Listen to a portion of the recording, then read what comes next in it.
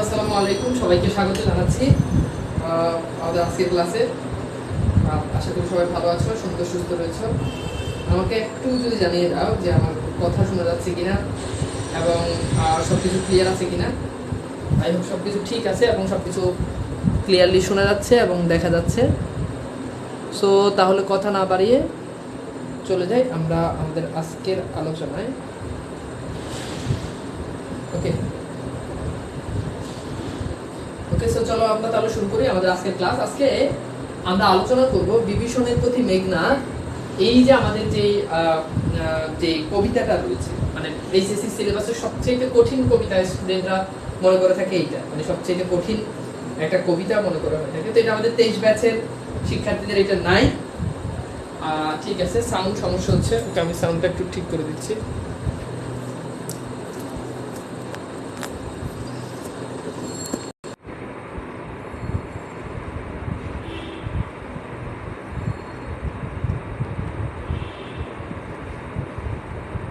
ওকে, so এইবার আশা করি sound ঠিক আছে।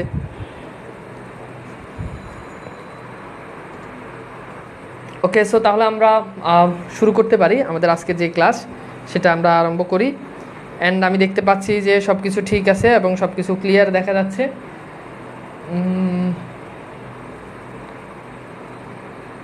জি, এইবার আমাকে একটু বলো তো, আমি কি শুরু করতে পারি কিনা, আমি কি ক্লাসটা শুরু করতে পারি কিনা? আমার কাছে কেন জানি একটু অন্ধকার অন্ধকার লাগতেছে। আই ডোন্ট নো যে কেন এমনটা হচ্ছে।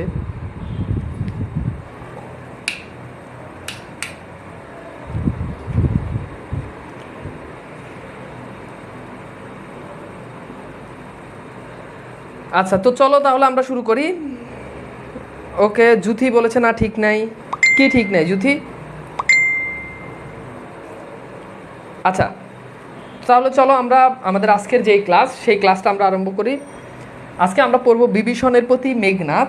আমরা লিখেছেন মাইকেল মধুসূদন দত্ত। সো এটা বুঝতে হলে আমাদেরকে আগে আমরা একটু আমাদের পূর্বের প্রসঙ্গে চলে যাই। অর্থাৎ হুট করে ধরেই তুমি এটা বুঝবা না। এটা বুঝতে হলে তোমাকে আগে কিছু ঘটনা, আগে কিছু প্রেক্ষাপট তোমাকে জানতে হবে। ওকে, সো কিছু প্রেক্ষাপট তোমাকে অবশ্যই জানতে হবে এবং মাথায় রাখতে হবে। তো চলো আমরা সেই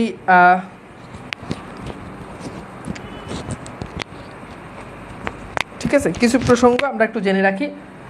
দেখো, কবিতাটা ভালো করে একটু খেয়াল করে দেখো। কবিতাটার নাম হচ্ছে বিভীষণের প্রতি মেঘনাদ। প্রথমত আমরা এখানে দুইটা পক্ষ দেখতে পাই, একটা হচ্ছে রাম পক্ষ, একটা হচ্ছে রামের পক্ষ, অ্যান্ড আরেকটা হচ্ছে রাবণের পক্ষ। এই বিষয়াদিগুলো ভালো করে না জানলে আমরা আসলে এই জায়গাটাতে ভালো করতে পারবো না। ঠিক আছে, এখন খেয়াল করে দেখো, এই যে রাম ছিল, এই রামের ভাই, তার নাম হচ্ছে লক্ষণ। রামের ভাইয়ের নাম কি? তার নাম লক্ষণ। তো আমাদের এই যে লক্ষণ ছিল, লক্ষণ আর রাম তারা কি ছিল? তারা ছিল ভাই। এইদিকে আমাদের যে রাবণ ছিল, এই রাবণরা তারা মোট 3 ভাই ছিল। তার ভিতরে একজনের নাম ছিল কুম্ভকর্ণ। একজনের নাম কি? কুম্ভকর্ণ। এই যে কুম্ভকর্ণ ছিল, বলা হয় তাকে সে বছরে 6 মাস ঘুমায়, 6 মাস খায়। আর আরেক ভাইয়ের নাম, তার নাম হচ্ছে বিভীষণ। তার নাম কি? বিভীষণ। তাহলে এরা 3 জন ভাই, এরা 3 জন কি? ভাই। ওকে, এখন একটা জিনিস খেয়াল করে দেখো, এই যে রাম আর রামের যেই স্ত্রী, তার নাম হচ্ছে সীতা। রামের ওয়াইফের নাম কি? সীতা।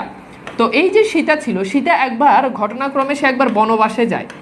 কোথায় যায় বলো তো? বনবাসে যায়। সীতা একবার কোথায় যায়? বনবাসে যায়। এখন আগে এরকম মানুষজন মানে বনবাসে পাঠিয়ে দিত, সমাজ থেকে সমাজচ্যুত তাকে করে ফেলতো, বনে গিয়ে বাস করত। তো এই যে সীতা ছিল, তাকে বনবাসে পাঠানো হয় এবং তার সাথে বনবাসে তার হাজবেন্ড রাম যায়। এখন এই সীতাকে সাহায্য সহযোগিতা করার জন্য তার দেবর অর্থাৎ লক্ষণকে বনবাসে পাঠানো হয়। তাহলে বনবাসে এই সীতার সাথে আরও একজন মানুষ ছিল, তার নাম কি ছিল? তার নাম ছিল লক্ষণ। তাহলে লক্ষণ, মূলত লক্ষণের কাজ যেটা ছিল, সেটা ছিল এই সীতার পানি এনে দেওয়া বা বিভিন্ন সময় তাকে হেল্প করা। এটা হচ্ছে আমাদের লক্ষণের কাজ। এখন এই দিকে যে এই পক্ষগুলো আছে, এই পক্ষগুলোর ভিতরে খুব ভালো করে খেয়াল করো। এই যে রাবণ ছিল, রাবণের একটা বোন, তার নাম ছিল শূর্পণখা। নাম কি ছিল? শূর্পণখা। এই শূর্পণখা যারা ছিল, তোমাদেরকে বলে রাখি, রাবণ, কুম্ভকর্ণ এরা ছিল রাক্ষস। এরা কি ছিল বলো তো? এরা ছিল রাক্ষস। তো এরা রাক্ষস ছিল, খুব ভালো করে খেয়াল করো, এরা রাক্ষস ছিল। আর এই যে এরা যারা ছিল অর্থাৎ রাম লক্ষ্মণ, এরা মানুষ ছিল। এই পক্ষটা এরা কি ছিল? মানুষ ছিল। এইবার ঘটনাটা যেটা হয় সেটা হচ্ছে, খুব মনোযোগ দাও, খুব মনোযোগ দাও, খুব মনোযোগ দাও, না হলে ঝামেলায় পড়বা। তো এখন এই যে সীতা সে এই পাশ হচ্ছে বনবাস, ধরো এটা একটা বন, এই বনে সীতা বাস করতে লাগলো, সে রাম এবং তার দেবর লক্ষ্মণকে। এখন খেয়াল করে দেখো, আর এই পাশে একটা নদী আছে, এই পাশে কি আছে? নদী আছে। আর এই পাশে বাস করে রাক্ষসরা। রাক্ষসরা মানে কারা মনে আছে? ওই যে রাম শূর্পণখা। এখন লক্ষ্মণ এই যে এখানে এই যে রামের যে বোনের নাম, তার নাম কি মনে আছে? তার নাম হচ্ছে শূর্পণখা। এই শূর্পণখা খেয়াল করে দেখো, এই যে শূর্পণখা ছিল, এই বেড়ি অনেকটা মানে বলা চলে 12 বেড়ায় আসক্ত। 12 বেড়াতে এই নারী আসক্ত। কেমনে ভাইয়া? শূর্পণখা একবার সে এই দিকে এসে সে রামকে পছন্দ করছে, তো সে রামকে সামনে এসে বলেছে আই লাভ ইউ ডার্লিং, কিন্তু রাম সেটা প্রত্যাখ্যান করেছে। রাম বলেছে আমার ঘরে বউ আছে, আমার তুমি বউ আছে, তুমি কেমনে কি? আমি তো মানে এটা তো মেনে নেওয়া যায় না, বুঝছো? তো মেনে নেওয়া যায় না। ঘটনাটা কি হয়েছে? আমার হাজবেন্ড ওয়াইফ আছে, তুমি কি করতেছো না করতেছো, এটা সম্ভব না। তো এবার বলছো তাহলে আমার তো এখন দরকার, প্রচুর ভালোবাসা দরকার, এখন আমি কি করি? তো বলছো তুমি একটা কাজ করো, আমার যে ভাই আছে, আমার ভাই নাম হচ্ছে লক্ষ্মণ, সে অবিবাহিত, তুমি যাও, লক্ষ্মণ তোমাকে ভরপুর ভালোবাসা দিবে। এখন এটা বলার পর তারপর ঘটনাটা যেটা হচ্ছে, আচ্ছা একদম বলছো ভাই ভুল বলছেন, মানে কোনো কিছু ভুল হয়েছে নাকি আমাকে একটু বলো তো। মানে রাবণরা রাক্ষস তো রাবণরা, আমি কি ভুল বলছি নাকি? একটু ইয়ে করবো। আচ্ছা রামের বোন না, রাবণের বোন, দুঃখিত আমি মেবি বলাতে ভুল করছি, রামের বোন না, রাবণের বোন। এই যে এখানে কিন্তু বলে দিয়েছে রাবণের বোন, সে হচ্ছে শূর্পণখা। আমি মেবি ভুল মানে বলার সময় ভুল বলেছি, দুঃখিত। আচ্ছা যদি বিয়ে করে থাকি তোমরা একটু কারেকশন করে নিই। তো যেখানে ছিলাম একটু বুঝে নিও, মানে অনেক সময় স্লিপ অফ টাঙ্ক হয়ে যেত, তো এটা একটু ইয়ে করে নিও। আচ্ছা এইবার ঠিক আছে। এখন তো বলছো তুমি তাহলে কার কাছে যাও? তুমি লক্ষ্মণের কাছে চলে যাও, লক্ষ্মণ অনেক ভালোবাসা নিয়ে বসে আছে। এখন শূর্পণখা কি করতেছে শুনো, এখন শুনো। আচ্ছা ভাই আপনি রামের বোন বলছেন, ও দুঃখিত ভুল হয়তো মুখ দিয়ে বের হয়ে গেছে, মানে লিখছি ঠিক। আচ্ছা ভাইয়া আম্মু হসপিটালে ধার নিয়ে ক্লাস করতেছে, ও হটস্পট ধার নিয়ে ক্লাস করতেছে, কারেন্ট নাই তাই। ও তোমার আম্মু ক্লাস করে? আসসালামু আলাইকুম আন্টি, আপনার মেয়ে অনেক ভালো, হিমা তো তার নাম, খুবই ভালো, ভীষণ ভালো মেয়ে। মাঝে মধ্যে একটু দুষ্ট কমেন্ট করে ক্লাসে, বাট এমনি ভালো মেয়ে, সে ভালো, হ্যাঁ খুবই ভালো, একটু খেয়াল রাখেন। হ্যাঁ আন্টি কী করে না করে, বয়স তো খারাপ। ঠিক আছে আসো। এখন শুনো, তো এখন ঘটনাটা যেটা হচ্ছে, এই পাশে শুনো ভালো করে মনোযোগ দিয়ে শুনো, এই পাশে একবার লক্ষ্মণ গেছে পানি আনার জন্য। কিসের জন্য? পানি আনার জন্য, মানে শীতের জন্য পানি আনবে। এখন এই পাশ থেকে শূর্পণখা বসে বসে অবজারভেশন করতেছে কখন সে আসে। যখনই লক্ষ্মণ এখানে পানি আসতে গেছে, এইবার নদীর এই পাশ থেকে শূর্পণখা তাকে পানি মারে, বুঝছো? প্রেমের ইশারা দেয়, প্রেমের সুশুরি, আসো না আসো না, মানে এই পানিটাকে মানে তাকে ডাকতেছে, পানি ডাকা, এটা পানি তোমার যদি কেউ যদি তুমি ধরো নৌকায় উঠছো, এখন নৌকা উঠার পর কোনো মেয়ে যদি তোমার এরকম যদি পানি মারে তোমার গায়ে, আলতো করে পানি মারে, তার মানে কি সে তোমাকে ভালোবাসা জ্ঞাপন করতেছে। মানে সে এখন এই পাশ থেকে যখন পানি মারতেছে, তার মানে এইটা তো স্বাভাবিক কিছু না। লক্ষ্মণ তো বুঝতে পারছে, মানে মনে মনে বলতেছে শূর্পণখা লক্ষ্মণকে যে আসো না আসো না, আরো কাছে আসো না। ঘটনাটা অনেকটা এরকম হয়ে গেছে। এখন লক্ষ্মণ তো বুঝতে পারছে যে তুমি এরকম এরকম করবা, এটা কি মেনে নিব? লক্ষ্মণ অনেকটা আমার মতো, সেগুলো সহ্য করতে পারে না, এসব লুতুপুতু টাইপ, এগুলো তার সহ্য হয় না। এখন সে কি করছে, শূর্পণখাকে বারবার নিষেধ করে যে তুমি আমার ধারে কাছে আসবে না, আমি আমি আমাকে দিয়ে এসব হবে না, আমি পারবো না। কিন্তু শূর্পণখা তাকে ছাড়ে না। শূর্পণখা বলতো তোমাকে পারতেই হবে, কেন তুমি পারবে না? আমাকে ভালোবাসবে না কেন? কি আছে আমার মধ্যে কম? তুমি যা চাও তাই আছে, তুমি কেন ভালোবাসবে না? এইবার লক্ষ্মণের মেজাজ হয়ে গেছে গরম, আমার মতো, আমার মেজাজ ঠাস ঠাস গরম হয়ে যায়। লক্ষ্মণ গিয়ে দিছে শূর্পণখারে একদম নাক কাইটে দিছে। ঠাস করে দিছে নাক কেটে, মেজাজ খারাপ করছে। এইবার তো আগুন লাগে গেছে, সর্বনাকার নাক কেটে দিচ্ছে। মানে বুঝো, একটা মেয়ের প্রধান সৌন্দর্য হচ্ছে নাক, নাকে যদি কাইটা দেয়, নাক বোসা মেয়েদেরকেই তো মানুষ বিয়ে করে না, নাক নাই হেরে কেউ বিয়ে করবো? সর্বনাকার নাক দিছে কাইটা। এবার নাক যখন কাইটে দিছে তখন আসলে ঝামেলাটা শুরু হয়েছে। ঝামেলা কেন শুরু হয়েছে? এই দিকে এরা হচ্ছে রাক্ষসী। এবার সর্বনাখা গিয়ে তার ভাই রাবণকে বলছে যে হ্যাঁ আমাকে নাই। এবার রাবণ তো হয়ে গেছে খেপা, আমার বোনের নাক কাটে কার এত বড় সাহস? খোঁজ নিয়ে দেখে রাম এরা হচ্ছে ক্ষুদ্র মানুষ, এরা মাত্র রাক্ষসদের নাক কেটে দেয়, এটা কি মানা যায়? এবার এই যে রাবণ, এই রাবণের ছেলের নাম, তার নাম ছিল মেঘনাদ। রাবণের এর কি হয়ে যায়? মেঘনাদ। রাবণের ছেলের নাম কি? মেঘনাদ। তাহলে শর্পণখা আর মেঘনাদ সম্পর্কে হচ্ছে ভাইয়ের ছেলে আর ফুফু। এবার শুরু হলো রাম রাবণের যুদ্ধ, দুই পক্ষ বিভাজন হয়ে গেল। এখন একদিন মেঘনাদ এরকম জগাকারের ভিতরে, নিকুম্বিলা জগাকারে মেঘনাদ পূজা করতেছে। মেঘনাদ কি করতেছে? পূজা করতেছে। নিকুম্বিলা জগাকারে মেঘনাদ একবার পূজা করতেছে। পূজা করে সে এরকম দরজার কাছে দেখে, দরজা আছে না, এই দরজার কাছে সে দেখে এখানে লক্ষণ এসে দাঁড়িয়ে আছে। লক্ষণকে মনে আছে? রামের ভাই।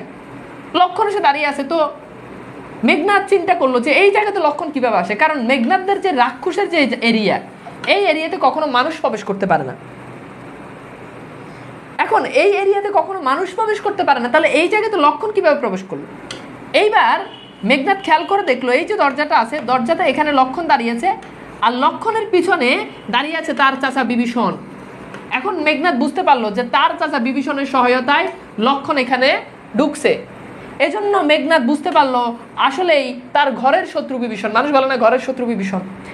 এবার বুঝতে পারলো যে আমার চাচা বিভীষণ, এই বিভীষণই কি করছে? এই লক্ষণকে এই জায়গাতে ঢুকেছে।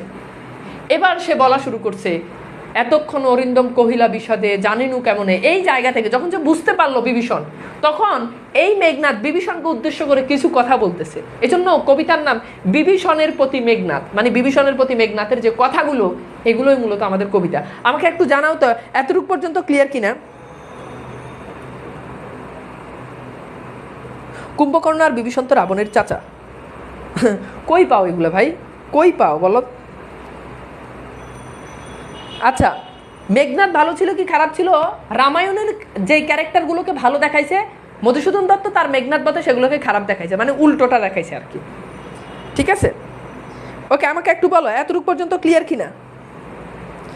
এখানে অনেক কাহিনী আছে, আমি জাস্ট মানে এটা তো তোমাদের গল্পে, তোমাদের কবিতাতে এইসব কিছু নাই, বাট কোন জায়গা থেকে শুরু হয়েছে এটা বোঝানোর জন্য এই কথাগুলো বললাম। অনেক কাহিনী আছে এখানে, সংক্ষেপে একদম তোমাদেরকে বুঝাইছি, অনেক কাহিনী আছে। ওই আগের কাহিনীগুলো তো জানার দরকার নাই, কবিতাটা কোন জায়গা থেকে স্টার্ট হয়েছে এটা বোঝানোর জন্য এতক্ষণ ধরে এই কথাগুলো বললাম। ওকে, আচ্ছা, সো চলো আমরা একটু শুরু করি। আমরা তোমাদের কাছে এই স্লাইডটা চলে যাবে, এখানে লেখক পরিচিতি দেওয়া আছে, লেখকের সাহিত্যকর্ম, মাইকেল মধুসূদন দত্তের সাহিত্যকর্ম মনে রাখার কৌশল, এগুলো আমি আর বললাম না, তোমরা একটু এগুলো পড়লেই হয়ে যাবে। তো চলো আমরা একটু স্লাইডে চলে যাই। তো স্লাইডে খেয়াল করে দেখো কবিতার ব্যাখ্যা, খুব ভালো করে খেয়াল করো কবিতার ব্যাখ্যা। এতক্ষণে অরিন্দম কহিলা বিষাদে। অরিন্দম, অরি মানে হচ্ছে শত্রু, মানে শত্রুকে দমন করেছে। তো শত্রুকে দমন করে কে? মেঘনাদ। তাহলে অরিন্দম বলতে বোঝানো হয়েছে মেঘনাদকে। এতক্ষণে অরিন্দম কহিলা, কহিলা মানে বললো, বিষাদ মানে কি? দুঃখ। তাহলে এতক্ষণে অরিন্দম দুঃখের সাথে বলল, মানে মেঘনাদ এতক্ষণে দুঃখের সাথে বলল। বলছে জানিনু কেমনে। এই জানিনু মানে হচ্ছে জানলাম। জানিনু মানে কি বলো? জানলাম বা জানতে পারলাম। কেমনে আসি লক্ষণ পশিল। পশিল মানে প্রবেশ করলো। কি করলো? প্রবেশ করলো। তাহলে এইবার বলতেছে যে এতক্ষণে আমি জানলাম যে লক্ষণ কিভাবে এখানে এসে প্রবেশ করেছে। ওই যে বিভীষণ তাকে জগাকারের ভিতরে ঢুকাই দিছে, এই জন্য বলছে। তো বলছে যে জানেন, এতক্ষণে অরিন্দম অনেকক্ষণ ধরে সে চুপ ছিল, এবার সে বললো এতক্ষণ পর আমি বুঝতে পারলাম কিভাবে লক্ষণ এসে এখানে প্রবেশ করলো। রক্ষপুরে, রক্ষপুর মানে হচ্ছে রাক্ষসদের নগরী। হায় তাঁত, এই তাঁত শব্দের অর্থ বাবা বা চাচা, এখানে মূলত চাচা অর্থে ব্যবহৃত হয়েছে, অর্থাৎ বিভীষণকে বলতেছে হায় তাঁত মানে হায় চাচা, উচিত কি তব এই কাজ, মানে তোমার কি এই কাজ উচিত হয়েছে বাবা বা চাচা, তোমার কি এই কাজ উচিত হয়েছে? কোন কাজ? এই যে তুমি তোমার এরিয়ার ভিতরে লক্ষণকে তুমি ঢুকাই দিলা জগাকারের ভিতরে, দেখে যে লক্ষণ অস্ত্র হাতে দাঁড়িয়ে আছে। অস্ত্র হাতে দাঁড়িয়ে আছে বলতে কি, মানে সে এখন মেঘনাদকে হত্যা করবে, কিন্তু মেঘনাদ তো অস্ত্রাগা মানে যেখানে পূজা করতেছে সেখানে তার কাছে কোনো অস্ত্র নাই। তো বলতেছে যে তোমার এই কাজ উচিত হয়েছে, নিকষা সতী তোমার জননী, মানে তোমার মা নিকষা। তাহলে রাবণ, কুম্ভকর্ণ, বিভীষণ এদের সবার মায়ের নাম কি? নিকষা। বলতেছে এতক্ষণ পরে, অনেকক্ষণ পরে, এখানে দেখো সুন্দর করে সরল বাংলা দেওয়া আছে, এই যে তোমরা পড়লে পারবা। তো বলছে যে এতক্ষণ পরে মেঘনাদ দুঃখের সাথে বলল, জানতে পারলাম কিভাবে লক্ষণ এই রাক্ষসদের নগরীতে প্রবেশ করলো। হাই চাচা, তোমার কি এ কাজ উচিত হয়েছে? সতী নারী নিকষা তোমার মা, তোমার কি এ কাজ উচিত হয়েছে? ওকে, নিকষা সতী কি ভাইয়া? নিকষা সতী হচ্ছে মানে নিকষা হচ্ছে ওই যে বিভীষণের মায়ের নাম, আর তাকে সতী বলা হয় মানে সৎ যে নারী তাকে সতী বলা হয়। ঠিক আছে, আচ্ছা এইবার দেখো আমরা এখানে চলে যাই প্রশ্ন সলভে। এই প্রশ্ন সলভ করো, লক্ষণ কোথায় প্রবেশ করলেন? স্বপ্নপুরে, অন্তপুরে, জমপুরে, রক্ষপুরে।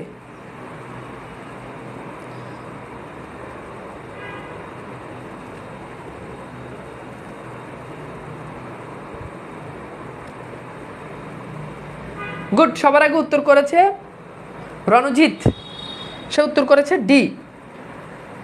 গুড, তাহলে আমাদের সঠিক উত্তর কি হবে বলো তো? সঠিক উত্তর হচ্ছে ডি, অর্থাৎ শেষেরটা, রাক্ষসদের নগরীতে অর্থাৎ রক্ষপুরে। ওকে ওকে, তো এরপর খেয়াল করে দেখো, এরপর সে বলতেছে সহোদর রক্ষ শ্রেষ্ঠ। সহোদর মানে কি? ভাই, অর্থাৎ ভাই বলতে এখানে কাকে বোঝানো হয়েছে? যে তোমার ভাই রাবণ যে আছে, রাবণ সহোদর, তোমার ভাই সে রক্ষ শ্রেষ্ঠ। শুলির শম্ভুনিপ কুম্ভকর্ণ, শুল পানিতে যে ইয়ে করেছে, শুলির শম্ভুনিপ কুম্ভকর্ণ, কুম্ভকর্ণকে বলা হয়েছে কি? শুলির শুম্ভনিপ, তার ভাই। আর রক্ষশ্রেষ্ঠ বলা হয়েছে রাবণকে। ভাতৃপুত্র বাসব বিজয়, ভাতৃপুত্র মানে কি? মানে ভাইয়ের ছেলে, অর্থাৎ তোমার ভাইয়ের ছেলে, মানে মেঘনাদ নিজেকে বলতেছে যে আমি বাসব বিজয়, মানে বাসব বিজয়। ঠিক আছে, বাসবকে যে বিজয় করেছে, বাসব বিজয়।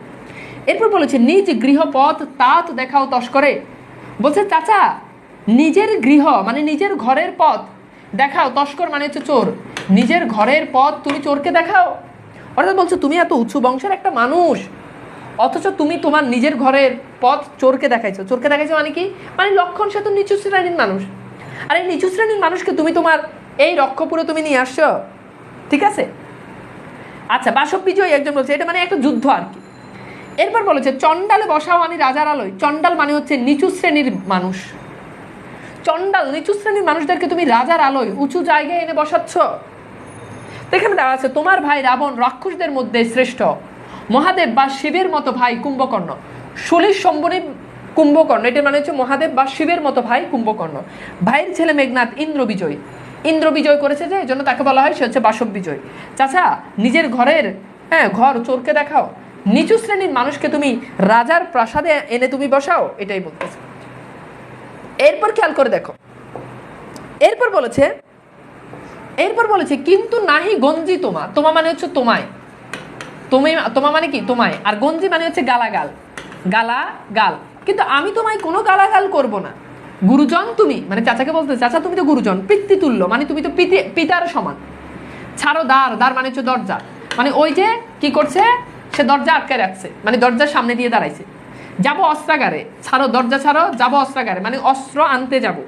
পাঠাইব রামানুজ, রাম যোগ অনুজ মানে রামের অনুজ, রামের ছোট। তো রামের ছোটকে লক্ষণ, এখানে রামানুজ বলতে কাকে বুঝাইছে বলো? লক্ষণকে। বলছে পাঠাইব রামানুজ সমন ভবনে। সমন ভবন মানে হচ্ছে মৃত্যুপুর, মৃত্যুপুরী। মৃত্যুপুরী মানে কি? মানে যেখানে মানুষজন মারা গেলে মারা যায় আর কি, কবরস্থান বলতে পারো, শ্মশান বলতে পারো। লঙ্কার কলঙ্ক আজ ভঞ্জিবা হবে। লঙ্কা হচ্ছে ওই যে ওই এরিয়া, তাদের যে এরিয়া সেই এরিয়া, ঠিক আছে, ওটা হচ্ছে লঙ্কা মানে বর্তমান শ্রীলঙ্কা। কলঙ্ক আজ ভঞ্জিব, ভঞ্জিব মানে হচ্ছে ভাঙবো, ভঞ্জিব মানে কি? ভাঙবো। আহবে মানে হচ্ছে যুদ্ধ। অর্থাৎ বলেছে যে এই যে লক্ষণের মতো এত ক্ষুদ্র মানুষ আমাদের এই লঙ্কাতে আসে, এটা আমাদের জন্য কলঙ্ক। এই কলঙ্ক আজকে আমি ভেঙে ফেলবো লক্ষণের সাথে যুদ্ধ করে। কি করে বলো? লক্ষণের সাথে যুদ্ধ করে আজকে আমি এই কলঙ্ক ভাঙবো। এবার এই প্রশ্ন সলভ করো, নিজ গৃহপথ তাত দেখাও তস্করে। এখানে তাত ও তস্কর অর্থ কি দেখি পারো কিনা?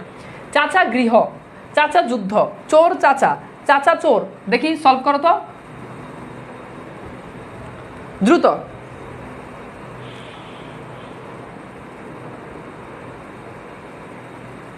সবার আগে উত্তর করেছে নাসিফা নাজনীন, উত্তর করেছে ময়না খন্দকার, উত্তর করেছে রোবায়েত হোসাইন, উত্তর করেছে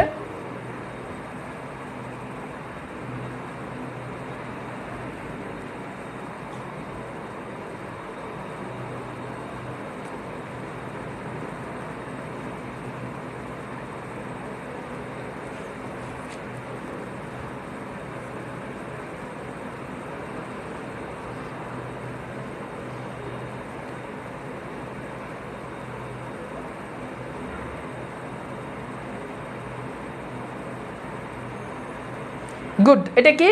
তো আমরা বলেছি না, ওই যে বলেছে হায় তাঁত, তাঁত মানে কি? চাচা। তাঁত মানে কি? চাচা। ওকে। আর তস্কর মানে কি? চোর। তাহলে চাচা চোর, উত্তর হচ্ছে শেষেরটা। চাচা চোর, উত্তর কি? শেষেরটা। ফাইন। চাচা চোর, উত্তর কি? শেষেরটা। আচ্ছা, এরপর খেয়াল করো, এরপর ভালো করে বুঝো।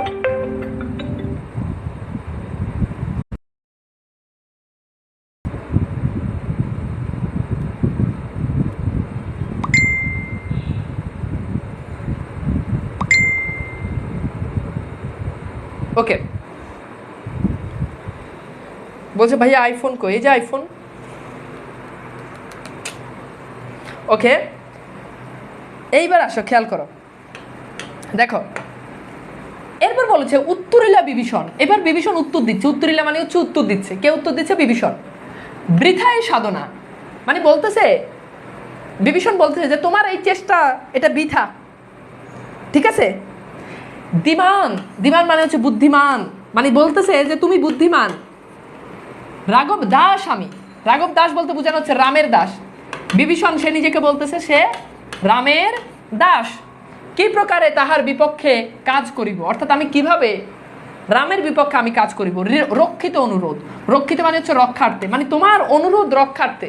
তুমি যে অনুরোধ করতেছো আমাকে তোমার পথে আসার জন্য, নিজেদের পক্ষে কাজ করার জন্য, আমি তো রামের দাস, আমি কি প্রকারে তার বিপক্ষে আমি কাজ করিব।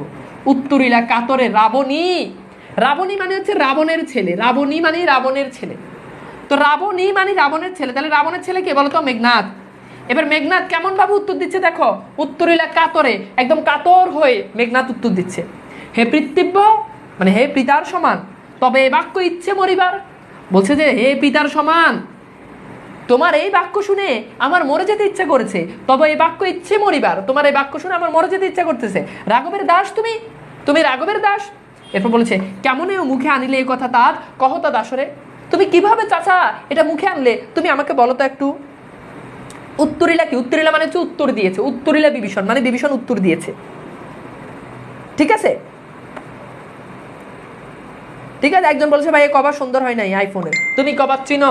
বসুন্ধরা থেকে ইয়া কইরা কইরা কাবার এটা কিনছি। ও কাবার চিনে দেখছো? কাবার যেই দেখে হেই কয় ভাই আইফোনের থেকেও কাবার সুন্দর। আর এই পোলা কয় দাঁড়া, ওর নাম কি? ওর নাম হচ্ছে ফারফেজ মোহাম্মদ স্বাধীন। ও আইফোনে কিছু বুঝো? সরি, কাবারের কিছু বুঝো? ও আমার কেউ কাবার সুন্দর না। এই দেখো কাবার, দেখো কত সুন্দর। এ তোমরাই বলো, এই যে বলো এই কাবার দেখছো, এখানে এই যে রং চং করে, ওকে কাবার সুন্দর। ও সুন্দর চিনে? ও চিনে? বলো, তোমরাই বলো। হুদে কত সুন্দর কাবার, যে দেয় হেই আমারে আগে মানুষ কইতে সুন্দর, এখন আমার কয় ভাই আপনার থেকে আপনার কাবার বেশি সুন্দর, আর হে কয় কাবার সুন্দর না। ও মনটাই ভেঙে দিল, বাদ দাও। হুদে উল্টাপাল্টা কমেন্ট করে। এই শুনো, আসো পড়ি আমরা। আচ্ছা এইবার বলো, এইটা সলভ করো। বিভীষণের বাক্য শুনে মেঘনাথের কি ইচ্ছে করে?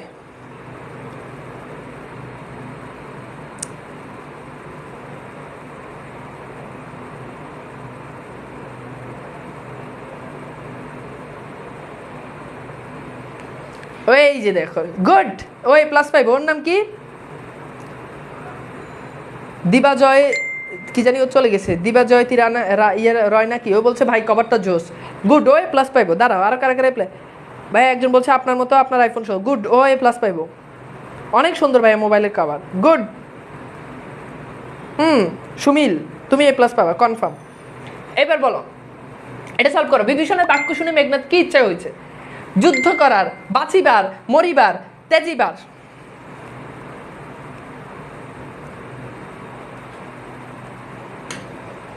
গুড। কি ইচ্ছে করছে বলো তো? বলছে যে তোমার এই কথা শুনে আমার মরে যেতে ইচ্ছা করতেছে। তার মানে কি হবে বলো?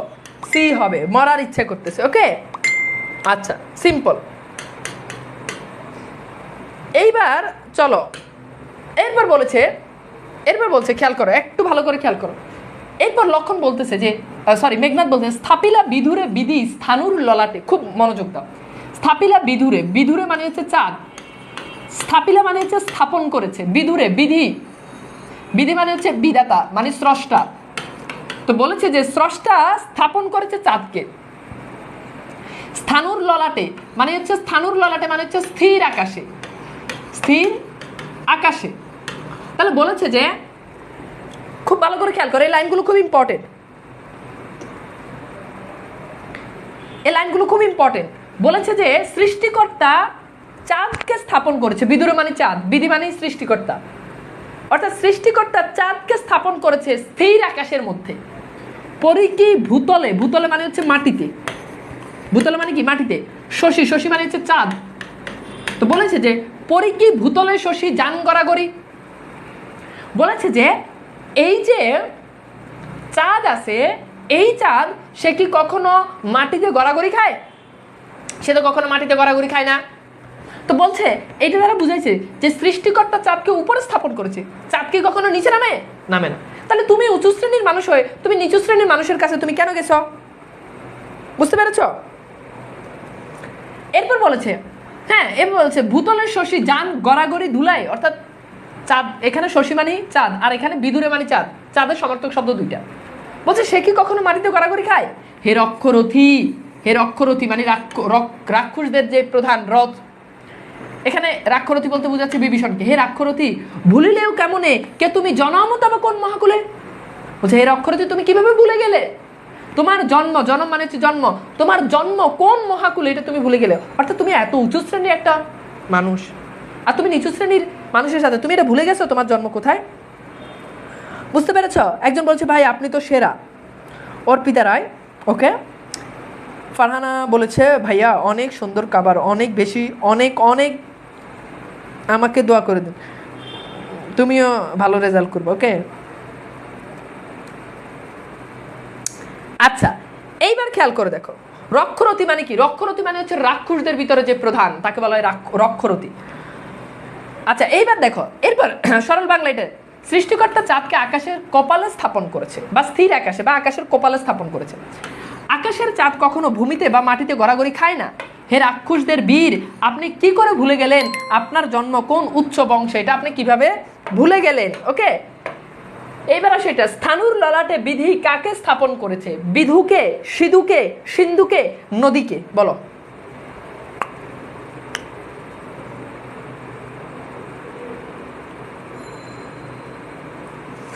একজন বলেছে, তাহসিন বলেছে ভাইয়া আপনার ক্লাস যদি বায়োলজি হইতো, আল্লাহ জানে কি হইতো।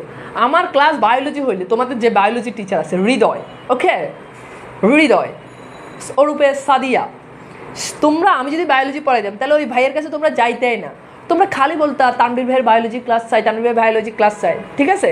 তখন হৃদয়কে এটা তোমরা ভুলেই যেতাম। বুঝতে পেরেছ? তো যাই হোক, তোমাদের হৃদয় ভাইকে নিয়ে আসলে আমি কিছু বলতে চাই না, বললে দেখা যায় যে অনেক কথা বেরিয়ে চলে আসে, যেগুলো আমি নিজের চোখে দেখেছি, যেগুলো আমি জানি, অনেক কিছু আছে।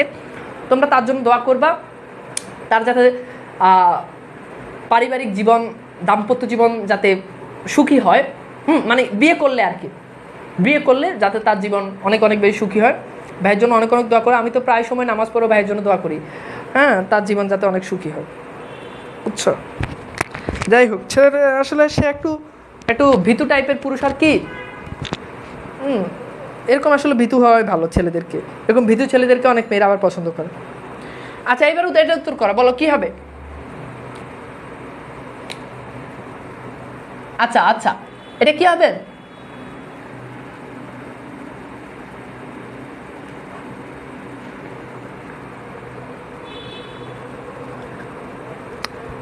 বলো বলো এটা কি হবে? গুড, এটা হবে কি? বিধুকে, ওকে। এইবার খেয়াল করো,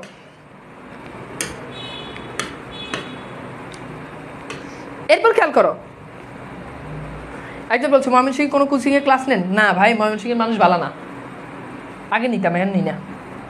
ময়মনসিংহের মানুষ বাপরে বাপ, রিক্সাওয়ালা, হে মনে করো 5 টাকার ভাড়া, হে যদি বুঝ আমি মানে ঢাকা থেকে আইসে, হে 5 টাকার ভাড়া 50 টাকা করে দিবে। জীবনে প্রতিজ্ঞা করছি, বুঝছো, ময়মনসিংহের মেয়ে কখনো বিয়ে করব না, ময়মনসিংহ এই জেলার মেয়ে আমি কখনো বিয়ে করব না, ঠিক আছে? বরিশাল এটা আমি কখনো বিয়ে করব না, ঠিক আছে? এই জেলাগুলোর মেয়ে আমি বিয়ে করব না, এটা নিশ্চিত। আমার যদি সোনা দিয়ে যদি মোড়ায় দেয় তবে আমি বিয়ে করব না। বগুড়া আসেন ভাইয়া, হ্যাঁ বগুড়ার মানুষজন ভালো, ঠিক আছে। আচ্ছা, এইবার খেয়াল করে দেখো, কে বা সে অধম রাম স্বচ্ছ সরোবরে করে কেলিক রাজহংস পঙ্কজ কারণে। ভালো করে বুঝো তো, বলেছে যে কে বা সে অধম রাম, অর্থাৎ সে রাম সে তো অধম। কোন সে অধম রাম? স্বচ্ছ সরোবরে। স্বচ্ছ সরোবর মানে হচ্ছে মানে স্বচ্ছ মানে তো বুঝো পিওর স্বচ্ছ, সরোবর মানে হচ্ছে তোমার যে পুকুর আর কি, জলাশয়। করে কেলি রাজহংস পঙ্কজ কাননে, অর্থাৎ রাজহাঁস সে তো স্বচ্ছ সরোবরে থাকে, সে কি পঙ্কজ কানন? পঙ্কজ কানন মানে হচ্ছে সে কি কখনো কাদামাটির মধ্যে যায়? যায় না। এখানে বারবার একই জিনিস বোঝা যাচ্ছে, যেটা ভালো সেটা ধর। একজন বলেছে বরিশালের মেয়েরা সুন্দর হয়। সুন্দর দিয়ে পানি খেবো? এই ছেলেদের সমস্যা হচ্ছে এই জায়গাতে, বিয়ে করার ক্ষেত্রে খালি সৌন্দর্য। একটা জিনিস মনে রাখবা, যে মেয়েদের রূপ এটা হচ্ছে কচু পাতার পানি। কখনো মেয়েদের সৌন্দর্য দেখে প্রেমে পড়ে যায় না, হাবুডুবু খাইও না। আজ সৌন্দর্য আছে, কাল সৌন্দর্য নাই। যারা তুমি মনে করতেছো ক্যাটরিনা কাইফ, ঐশ্বরিয়া ভেবে যাকে বিয়ে করতেছো, বিয়ের পর তাকে আর সেটা মনে হবে না। সো মেয়েদের রূপ এটা কচু পাতার পানি, আজ আছে কাল নাই, আজ আছে কাল নাই হাওয়া। এই রূপ সবসময় থাকবে না। আমি এরকম অনেক দেখেছি, বিয়ের আগে হ্যাঁ দুনিয়ার সব ছেলের ক্রাশ ছিল, বিয়ের পর কয়েক বছর বাচ্চা কাচ্চা হওয়ার পর সে সৌন্দর্য কোথায় যে হারাই গেছে। তো এই জন্য আসল জিনিস হচ্ছে চরিত্র, চারিত্রিক সৌন্দর্য। এটা হচ্ছে এইটা সবচেয়ে বড় সৌন্দর্য যেটা আমার মধ্যে আছে, এবং তোমরা চেষ্টা করো আমার মতো তোমরা এই জিনিসটা গ্যাদার করার জন্য, যে চারিত্রিক সৌন্দর্য এটা খুব ইম্পর্টেন্ট বিষয়। তোমাকে দেখতে হয়তো বাহিরে থেকে দেখতে তোমাকে সুন্দর না লাগতে পারে, হোয়াটএভার, কি হয়েছে, আমাকে দেখতেই খুব বেশি সুন্দর লাগে না, যদি আমি সুন্দর তবে খুব বেশি সুন্দর না, বাট চারিত্রিক সৌন্দর্য এটা ইম্পর্টেন্ট বিষয়, যেটা আমার আছে, অ্যান্ড এটা আমি কনফিডেন্স মানে আত্মবিশ্বাসের সাথে বলতে পারি। সো চেষ্টা করবা চারিত্রিক সৌন্দর্য অর্জন করা। আর মেয়েদেরকে বললাম এই যে সারা সপ্তাহে পার্লারে যাও, সপ্তাহে এই করো, দুনিয়ার কসমেটিক কিনা দুনিয়ার সব টাকা পয়সা খরচ করে ফেলতেছে, এইগুলো খুব বেশি দরকার নেই। মানে এইগুলো আর্টিফিশিয়ালভাবে নিজেকে সুন্দর করার দরকার নেই। ভেতর থেকে সুন্দর হও, ভেতর থেকে সুন্দর হও, এটা সবচেয়ে ইম্পর্টেন্ট। উপর থেকে সুন্দর হলে, ভিতরে সুন্দর না হলে হাজার হাজার ছেলের জীবন ধ্বংস হয়ে যাবে। কিন্তু ভিতর থেকে সুন্দর হলে আর উপর থেকে ভালো না হলেও অন্তত হাজার হাজার ছেলে তো জীবন শেষ না করলেও করবা তো না, বরং উল্টা একজনের জীবন আরও গড়ে দিবা। এই জন্য মেয়েদেরকে বলি যে এইসব আর্টিফিশিয়াল সাজগোজ এগুলো খুব বেশি করার দরকার নাই। ভেতরের সৌন্দর্য এটা সবচেয়ে বড় সৌন্দর্য। ভেতরের সৌন্দর্য কখনো নষ্ট হয় না, উপরের সৌন্দর্য নষ্ট হয়ে যায়। 2 দিন রূপচর্চা না করো, 2 দিন বাইরে গিয়ে একটু ঘোরাফেরা করো, সংসারে মনোযোগী যখন হইবা, বাইরের যখন পাবা না, মনে যখন শান্তি থাকবে না, তখন দেখবে এমনিতেই উপরের রং ঢং সব বের হয়ে যাবে। বুঝতে পারতেছ? পঙ্কজ কানন মানে কি? পঙ্কজ মানে কাদা, ঠিক আছে, কাদা আর কি পুকুর, সরি পঙ্কজ কানন না, মানে পঙ্কিল সলিল, এটা মানে হচ্ছে মানে কাদা পানি। পঙ্কিল সলিল মানে হচ্ছে কাদা পানি, আর পঙ্কজ কানন মানে হচ্ছে তোমার স্বচ্ছ আর কি। আচ্ছা এবার খেয়াল করো, ব্যাখ্যাটা এখানে আছে। আচ্ছা একজন বলেছে গুড, নাফিজা নাজনীন বলেছে স্যার আপনার মতো ভালো ছেলে আজকাল পাওয়াই যায় না। দেখছো, ও তো AA+ পাবে, মানে AAA+ পাবে। ওর নাম কি? ওর নামটা ওটা সবাই ফলো করো, নাফিজা নাজনীন। ও তো খুব মানে AAA+ পাবে। দেখছো, সে ভালো ছেলে চিনতে সে 1 মিনিটের ভিতরে সে একটা ভালো ছেলে আইডেন্টিফাই করে ফেলছে। গুড, ভেরি গুড মামুনি। আচ্ছা এইবার খেয়াল করো, কুমিল্লা নোয়াখালী বিয়ে করবো না, কুমিল্লা নোয়াখালী তোমার বিয়ে করা লাগবে না, কুমিল্লার মেয়েরা সবচেয়ে সুন্দর হয়, বুঝছো? আমি দেখছি কুমিল্লার মেয়েরা অনেক সুন্দর। আচ্ছা এইবারে আসো, খেয়াল করো, নোয়াখালীর মেয়েরা সুন্দর, নোয়াখালীর মেয়েরা ভালো, কুমিল্লার মেয়েরা সুন্দর কিন্তু একটু ইগো বেশি।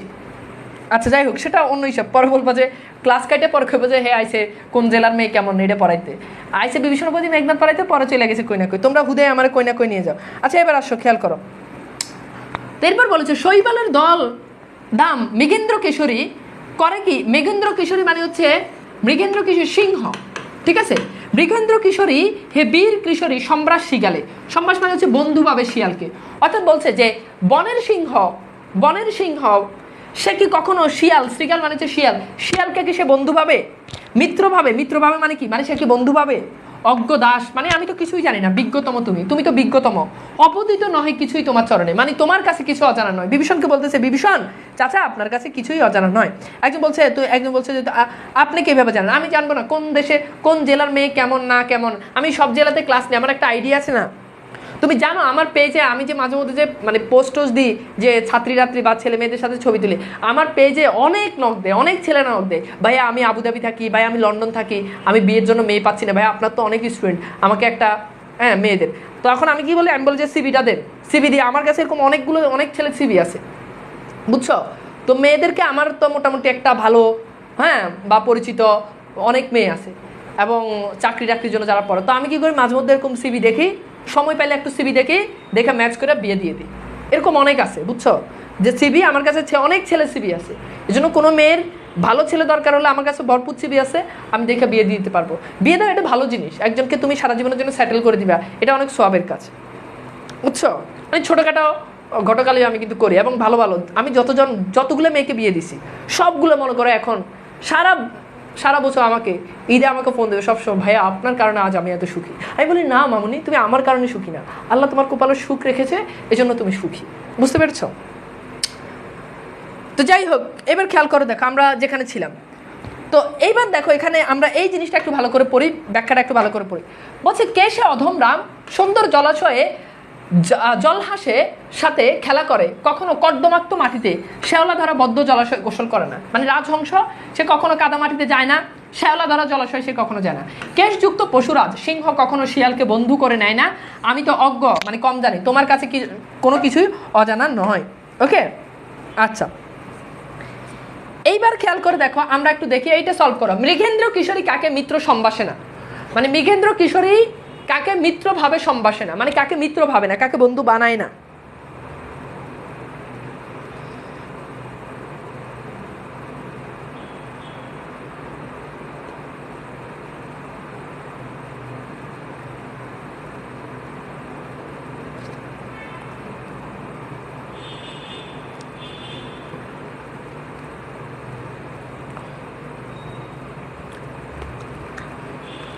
দ্রুত ভাইয়া সলভ করো। ওকে, সবার আগে উত্তর করেছে নাফিজা নাজনীন, RABBI, রাবি নাকি ওর নাম। আচ্ছা, এরপর হচ্ছে মুশারাত মুন উত্তর করেছে, ভেরি গুড। শুভ উত্তর করেছে, গুড, ভেরি গুড। ওকে, সো এটার উত্তর হচ্ছে কি, শ্রীগালকে মানে শিয়ালকে সে কিভাবে না, মিত্র ভাবে না। ফাইন, এটা সলভ করো। মেঘনাদ কাকে বিজ্ঞতম বলেছেন? রামকে, রাবণকে, লক্ষণকে, বিভীষণকে? ঝটপট সলভ করো প্রশ্নগুলো, ঝটপট।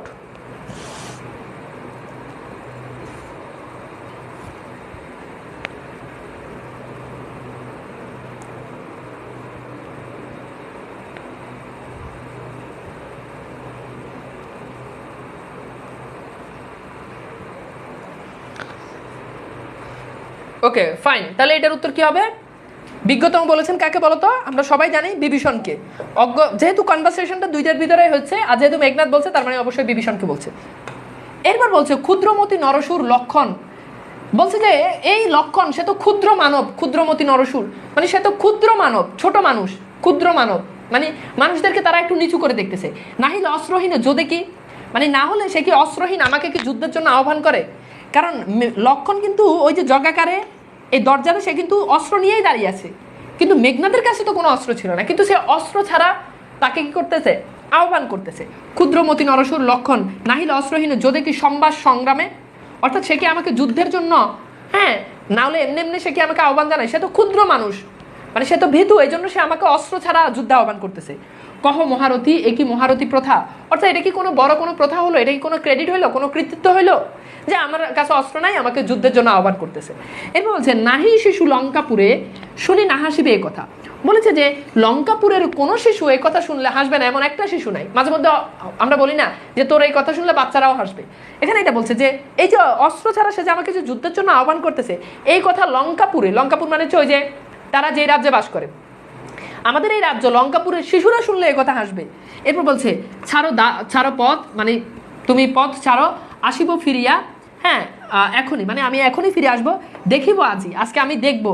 দেখিব আজি মানে আজকে আমি দেখবো কোন দেব বলে, কোন দেব বল মানে হচ্ছে কোন দেবতার বলে। হ্যাঁ, বিমুখে সমরে মোরে সৌমিত্র কুমতি। সৌমিত্র কুমতি মানে হচ্ছে লক্ষণের যে মা, মায়ের নাম হচ্ছে সৌমিত্রী। সৌমিত্রী কুমতি মানে হচ্ছে ছেলে, অর্থাৎ সৌমিত্রী কুমতি মানে সৌমিত্রীর ছেলে লক্ষণ আজকে কোন দেবতার বলে আমাকে আজকে সে আটকাবে, আমি দেখব।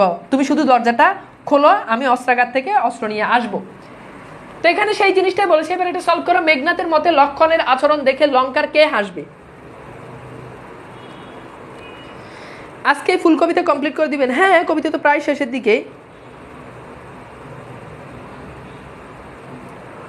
সলভ করো দ্রুত। ওকে, সবার আগে উত্তর করেছে এমডি আলামিন।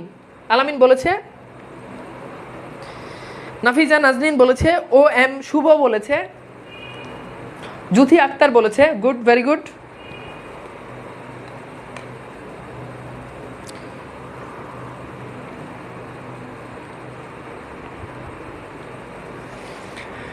গুড।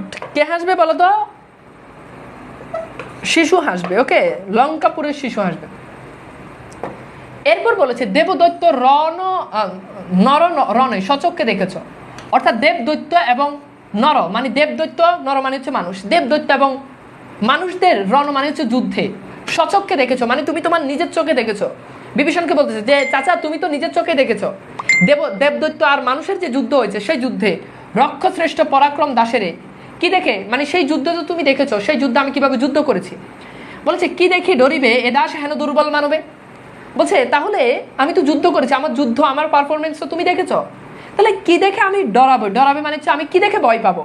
দুর্বল মানবে মানে দুর্বল মানব বলতে এখানে বোঝাচ্ছে লক্ষণকে। এই লক্ষণকে, ক্ষুদ্র মানুষকে কি দেখে আমি ভয় পাবো বলো তুমি আমাকে? ঠিক আছে। কুমতি মানে কি? কুমতি মানে হচ্ছে মানে সন্তান, ছেলে। এরপর দেখো এটার মানে কি, দেখবো কোন দৈব ক্ষমতার বলে সুমিত্রের ছেলে লক্ষণ আমাকে বাধা দেয়। দেবদৈত্যের যুদ্ধে আমার ক্ষমতা তুমি দেখেছ, এরকম একজন দুর্বল মানুষকে দেখে আমি কেন ভয় পাবো? এখানে সেই জিনিসটাই বলেছে। এবার এটা সলভ করো। দেবদৈত্য নর রণে বিভীষণ সচক্ষে কার পরাক্রম দেখেছে? ময়না খন্দকার বলেছে ভাই আমার কমেন্ট পড়ে না। পড়লাম মামুনি। একজন বলেছে, মাহমুদুল হাসান বলেছে আমি মাত্র আইলাম, এখন তোমারে গ্রুপ থেকে ব্যান করে দিব যদি এরকম ক্লাসের মাঝখানে আইসা যদি হাজিরা দেওয়ার জন্য যদি বলো আমি মাত্র আসছি।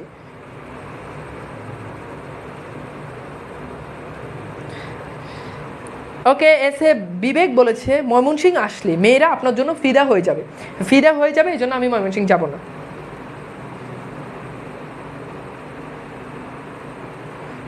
দৈব মানে হচ্ছে দৈব ক্ষমতা, বুঝো না? দেবদৈত্য অলৌকিক। সেইটা কি হবে বলো? মেঘনাথের পরাক্রম দেখেছে, মেঘনাথের ক্ষমতা দেখেছে। উত্তর কি হবে বলো? বি হবে, অর্থাৎ খ। এরপর খেয়াল করো, এরপর দেখো, এরপর বলেছে নিকুম্বিলা জগাকারে প্রগল্পে পশিল ধম্বি। অর্থাৎ নিকুম্বিলাই জগাকার, মেঘনাথ যেখানে পূজা করতেছে ওটার নাম হচ্ছে নিকুম্বিলা জগাকার। নিকুম্বিলা জগাকালে কিভাবে প্রবেশ করলো? ধম্বি মানে হচ্ছে অহংকার। এই অহংকার নিয়ে, এত সাহস নিয়ে মেঘনাথ লক্ষণ কিভাবে প্রবেশ করলো? আজ্ঞা করো দাসে, মানে চাচাকে বলতে, চাচা তুমি আমাকে আদেশ করো শাস্তি নরাদমে।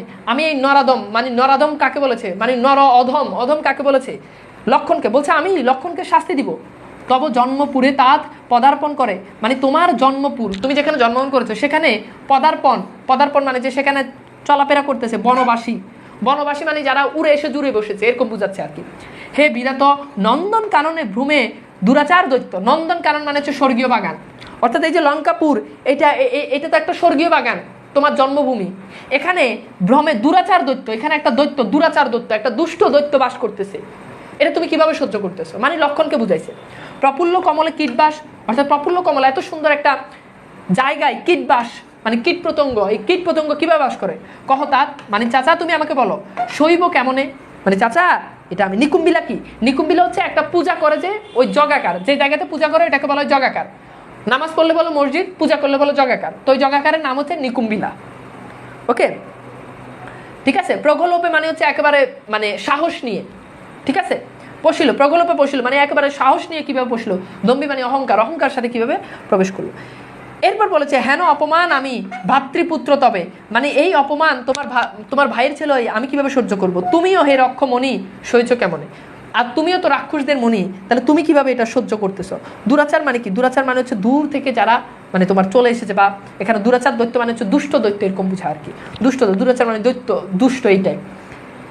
এইবার বলো এতটুকু পর্যন্ত মোটামুটি বুঝতে পেরেছো? মানে তো দেখো এটার ব্যাখ্যাটা এখানে খুব সুন্দর করে দেওয়া আছে যে মেঘনাদ পূজার স্থানে এত দম্ভ অহংকার সহকারে প্রবেশ করলো, প্রগলভে প্রবেশ করলো, মানে অহংকারের সহিত সঙ্গে আর কি প্রগলভ প্রবেশ করলো। সে কিভাবে? আদেশ করো আমাকে, শাস্তি দিব এই অদমকে। চাচা, আমার জন্মভূমিতে এক বনবাসী ঢুকে পড়েছে, হে বিধাতা, পবিত্র বাগানে একটা দুষ্ট দৈত্য ভ্রমণ করছে, ফুটন্ত পদ্ম ফুলে কীট বাস করে, মানে ফুটন্ত পদ্ম ফুলের মধ্যে একটা কীট বাস করে। বলো চাচা, তোমার ভাতিজা হই কিভাবে এরকম অপমান সহ্য করব, আর কিভাবে তুমিই বা সেটা সহ্য করতেছো, তুমিও কিভাবে সেটা সহ্য করতেছো। এবার এইটা সলভ করো। মেঘনাদের দৃষ্টিতে নন্দন কারণে কে ভ্রমণ করছে? দ্রুত বুঝছো? ওকে, আবার প্রশ্ন করে। দুরাচার মানে কি বললাম না? দুষ্ট।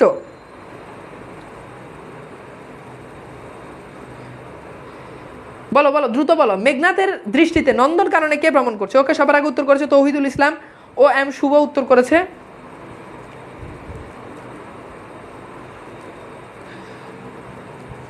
আচ্ছা, মেঘনাথের দৃষ্টিতে নন্দন কারণে কে ভ্রমণ করছে? দৈত্য, ওই যে দুষ্ট দৈত্য, দুরাচার দৈত্য। তার মানে সঠিক উত্তর কি হবে? বি হবে, মানে খ হবে, এইটা দৈত্য। এরপর বলে, এখানে খেয়াল করো, এটা আমি সাইডে এই যে ইয়েলো কালার যেগুলো, এগুলো ব্যাখ্যা আমি সাইডে লিখে দিয়েছি। মহামন্ত্র বলে যথা, মানে যথা মানে হচ্ছে যেভাবে, মহামন্ত্র বলে যথা মানে যেভাবে, নম্রশির ফণি, নম্রশির ফণি মানে হচ্ছে সাপ, অর্থাৎ মহামন্ত্র বলে সাপ মাথা নত করে, মহামন্ত্র বলে যেভাবে সাপ মাথা নত করে। মলিন বদন লাজে, মানে মলিন বদন লাজে মানে হচ্ছে লজ্জায় মুখ বিষণ্ণ, মানে লজ্জায় মুখ একেবারে নিচু হয়ে যাওয়া। উত্তরিলা রথি, একেবারে সেভাবে, অর্থাৎ মহামন্ত্র বলতেছে যেভাবে সাপ মাথা নিচু করে ফেলে, তেমনিভাবে মাথা নিচু করে লজ্জায় মুখ মলিন করে উত্তরিলা রথি, মানে বিভীষণ উত্তর দিচ্ছে। রথি মানে কি? বিভীষণ। বিভীষণ উত্তর দিচ্ছে। রাবণ অনুজ লক্ষ্মী, মানে রাবণ অনুজ মানে হচ্ছে রাবণের ভাই, রাবণ অনুজ মানে হচ্ছে রাবণের ছোট ভাই। তাহলে রাবণের ছোট ভাইয়ের নাম কি বলতো? মেঘনাদ। তো মেঘনাদকে সে লক্ষ্মী, লক্ষ্মী মানে হচ্ছে লক্ষ্য করে, মেঘনাদকে লক্ষ্য করে সে উত্তর দিচ্ছে। বলছে রাবণ আত্মজে, রাবণ আত্মজ মানে হচ্ছে মেঘনাদকে, নাহি দোষী আমি, বলতেছে যে আমার কোনো দোষ নাই। বিভীষণ বলছে আমার কোনো দোষ নাই। বৎস, বৎস মানে হচ্ছে ছেলে, বেটা। বৃথা বৎস মোরে, হ্যাঁ, মানে তুমি আমাকে অহেতুক এরকম অপমান করতেছো, তুমি নিজ কর্মদোষে হায় মজাইলায় এ কানন লঙ্কারাজ মজিলা আপনি, অর্থাৎ তোমরা তোমাদের নিজের কর্মের কারণে মজতেছো, আর সেটার ভাগ কেন আমি নিব? অর্থাৎ তোমরা তোমাদের নিজেদের কারণে তোমরা নিজেরা আজকে পস্তাইতেছো, তাহলে সেটার ভাগ আমি কেন নিব? তো এখানে সেই জিনিসটা বলছে যে মহামন্ত্র শক্তিতে সাপ লজ্জায় যেভাবে মাথা নত করে, রাবণের ভাই বিভীষণ তেমনি মাথা নত করে মেঘনাদকে লক্ষ্য করে বলল, অহেতুক তুমি আমাকে দোষ দিচ্ছ, নিজের কর্মদোষে নিজেই মজতেছো, তোমরা তোমাদের নিজের কর্মের কারণে নিজেই মজতেছো। নাহি দোষী আমি, এটা কে বলেছে?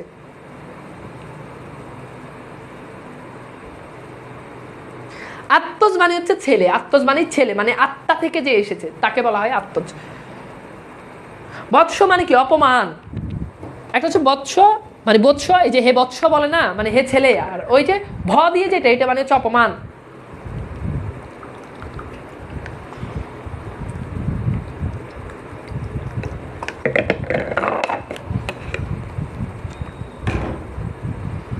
ওকে, গুড। এটা কি হবে?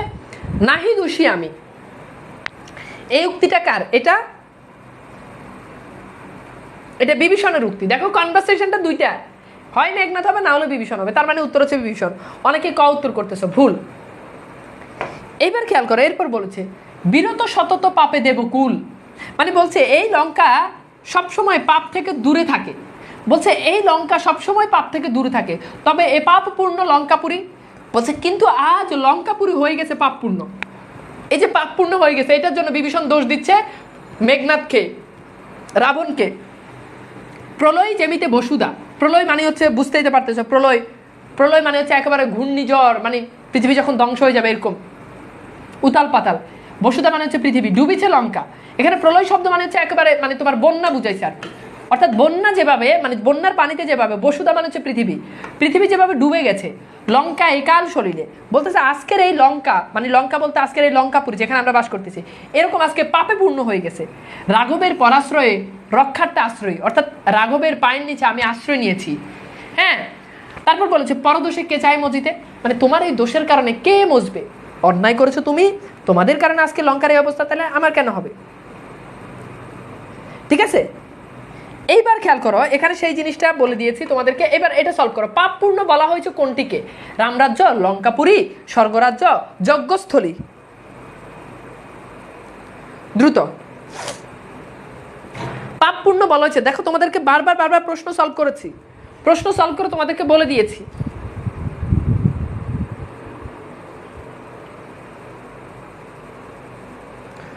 দ্রুত উত্তর করো।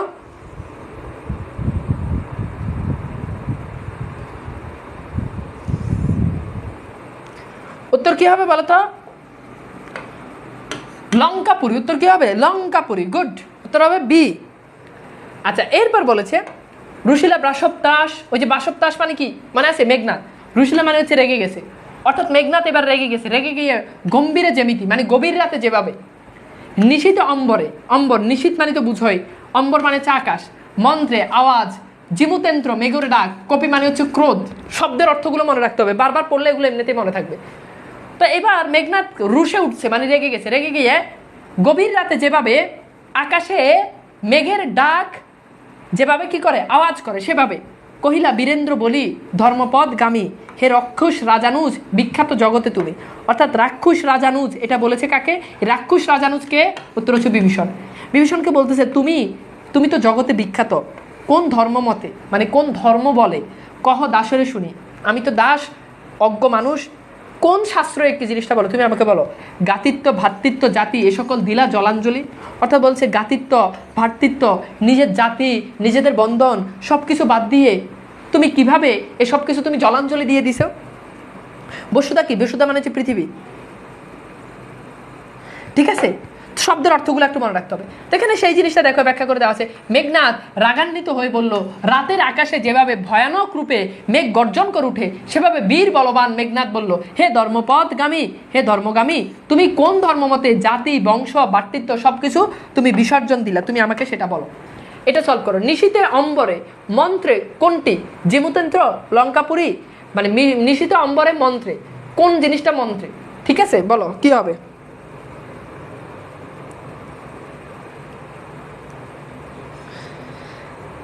ভাই আমার প্রশ্নের কোনো রকম কোনো আনসার দিচ্ছে না। কি প্রশ্ন বলো? আনসার তো দিচ্ছি। বসুধা কি? বারবার ওই ছেলে প্রশ্নকে বলবে। বসুধা মানে পৃথিবী।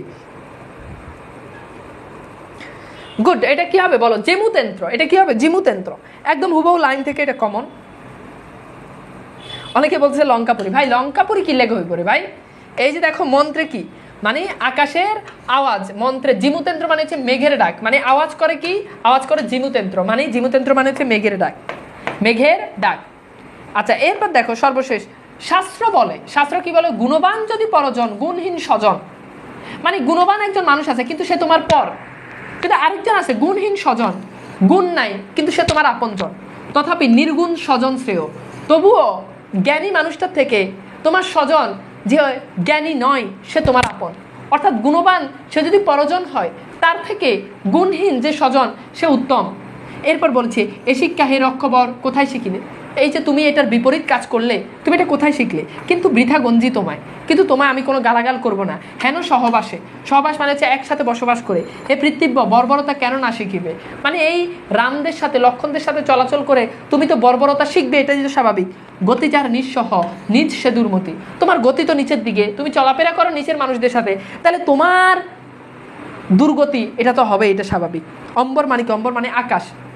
ঠিক আছে, আচ্ছা এইবার আসো আমরা একটু প্রশ্ন সলভ করি। এইটা নির্গুণ হলেও কে শ্রেয়? নির্গুণ হলেও কে শ্রেয়? নির্গুণ হলেও কে শ্রেয়? নির্গুণ হলেও কে শ্রেয়?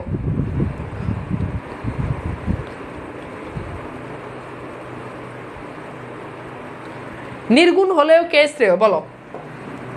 নির্গুণ হলেও স্বজন শ্রেয়, মানে তোমার স্বজন আপনজন সে যদি তার যদি গুণ যদি নাও থাকে তবুও সে উত্তম। আর গুণহীন যে আছে তার থেকে। এইবার আসো এই চারটা, এটা তোমরা পেয়ে যাবা, খুবই ইম্পর্টেন্ট। কবিতায় কাকে কি বলা হয়েছে? যেমন কবিতায় বিভীষণকে বলা হয়েছে রাক্ষস রাজানুজ, রাবণ অনুজ, মহারথী, তাঁত, রাঘব দাস, বিজ্ঞতম। লক্ষণকে বলা হয়েছে রামানুজ, সৌমিত্রী মানে সৌমিত্রীর ছেলে, চণ্ডাল, তস্কর, কলঙ্ক মানে লঙ্কার কলঙ্ক তাকে বলা হয়েছে। মেঘনাথকে বলা হয়েছে অরিন্দম, হ্যাঁ, রাবণ আত্মজ, রাবণী, ইন্দ্রজিৎ, বিমান, বাসবত্রাস, বাসববিজয়ী, হ্যাঁ, তারপর হচ্ছে কি ধীরেন্দ্র বলি। আর রাবণকে বলা হয়েছে রাক্ষস শ্রেষ্ঠ, রাক্ষস রাজ। তো এইগুলো খুবই ইম্পর্টেন্ট। এখান থেকে এই স্লাইডটা থেকে পরীক্ষাতে একটা এমসিকিউ চলে আসবে মাস্ট। একদম বিভীষণ প্রতি মেঘনাথ থেকে যদি এমসিকিউ আসে তাহলে এই স্লাইড থেকে পরীক্ষাতে প্রশ্ন আসবে। এগুলো একটু মনে রাখবা, কবিতাটা পড়ে মিলে পড়লে হয়ে যাবে। এইবার দেখো আমরা একটা সৃজনশীল সলভ করি। তো বলা হচ্ছে হাজার হাজার সৈন্য যুদ্ধক্ষেত্রে পুতুলের মতো দাঁড়িয়ে লাল ও মীর মর্দান প্রাণপণে যুদ্ধ করে মির্জাপুরের বিশ্বাসঘাতকতা সৈন্যরা অনায়াসে বাংলা দখল করে নেয়। এভাবেই 1757 সালে 23শে জুন বাংলার স্বাধীনতার অবসান ঘটে। তো বুঝতে পারতেছে এটা সিরাজউদ্দৌলা থেকে উঠিয়ে দিয়েছে। তো বলা হচ্ছে যে সৌমিত্রীকে, এটার উত্তর লিখে দিবা। সৌমিত্রী মানে এখানে বোঝানো হয়েছে কাকে বলতো? মেঘনাথকে বোঝানো হয়েছে। ওকে, সেটা আমরা লিখে দিলাম। এরপর হচ্ছে হায় তাঁত উচিত কি তবে এই কাজ, কে কেন এই কথা বলছে? মানে বিভীষণ বলেছে, মেঘনাথ বলেছে তার চাচা জগাকারের ভিতরে লক্ষণকে নিয়ে এসেছে, এজন্য সে বলেছে, মানে বলছে যে তোমার এই কাজ উচিত হয়েছে কি, তুমি নিজের পথ, নিজের ঘর তুমি চোরকে দেখাইছো, নিচু শ্রেণীর একটা মানুষকে তুমি আমাকে মারার জন্য নিয়ে এসেছো। এরপর বলেছে উদ্দীপকে মির্জাপুরের বিভীষণের প্রতি মেঘনাথ কবিতায় কোন চরিত্রের প্রতিনিধিত্ব করছে? বলো। উদ্দীপকে মির্জাপুর সে যে বিশ্বাসঘাতকতা করেছে, এইটা বিভীষণের প্রতি মেঘনাথের কোন চরিত্রের সাথে কম্বাইন্ড? বুঝছো? একজন বলেছে আপনার লাইভে হারিয়ে দেয়। আমার লাইভে হারিয়ে দিবেই ভাই, এটা স্বাভাবিক। হারিয়ে দেওয়াটা এটা অস্বাভাবিক কিছু না। হাসবে, গাইবে, হারিয়ে দিলে কি ক্ষতি আছে না? কেটে নিয়ে আমি কখনো মাইন্ড করি না। এইবার বলো গঞ্জি মানে কি? গঞ্জি মানে গালাগাল। বলো। গুড, এটা কি হবে বলো? মির্জাফরের সাথে আমরা দেখতে পাই বিভীষণের সম্পর্ক রয়েছে। বিভীষণ কারণ সে নিজের সবকিছু বাদ দিয়ে নিজের মানুষকে সে কি করছে, শত্রুপক্ষকে সে দেখিয়ে দিয়েছে। মির্জাফর তেমনি বা বাংলার মানুষের সাথে প্রতারণা করেছে।